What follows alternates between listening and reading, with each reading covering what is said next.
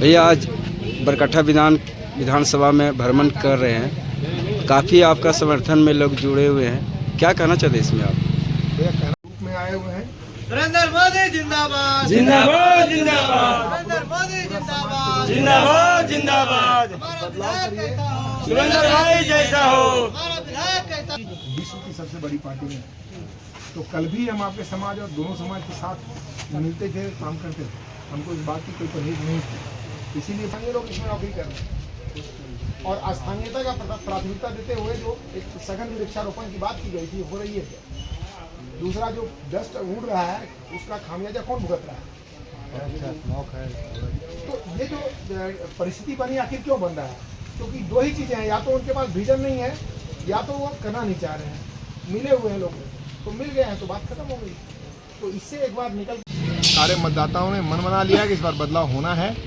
और ये जो जागीर लिख दी गई है, जो मिल्कियत लिख दी गई है चाचा भतीजा को, वो मिल्कियत अब हटा देना है और एक अच्छे प्रत्याशी को, कर्मठ प्रत्याशी को, जिनके पास जज्बा हो, क्षेत्र में कुछ काम करने का मादा हो, वैसे लोगों को लाना है, दूरदर्शी सोच वालों को लाना है और विकास के मुद्दों पर वोट देना है।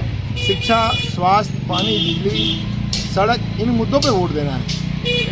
भाजपा में भी शामिल थे और भाजपा से उम्मीदवार भी आप दावेदारी कर रहे थे, ना टिकट मिलने के बाद में आप निर्दलीय में चुनाव आए हैं, क्या इसमें कहना चाहते हैं? सर, आप पंडित दीनदयाल उपाध्याय का स्टेटमेंट एक पढ़ेंगे। जी जी यदि कोई पार्टी निर्णय करने में गलती करती है जी जी तो कार्यकर्ता और मतदाता स्वतंत्र हैं उस निर्णय को बदलने के लिए। जी जी तो यही यहाँ पे हुआ है।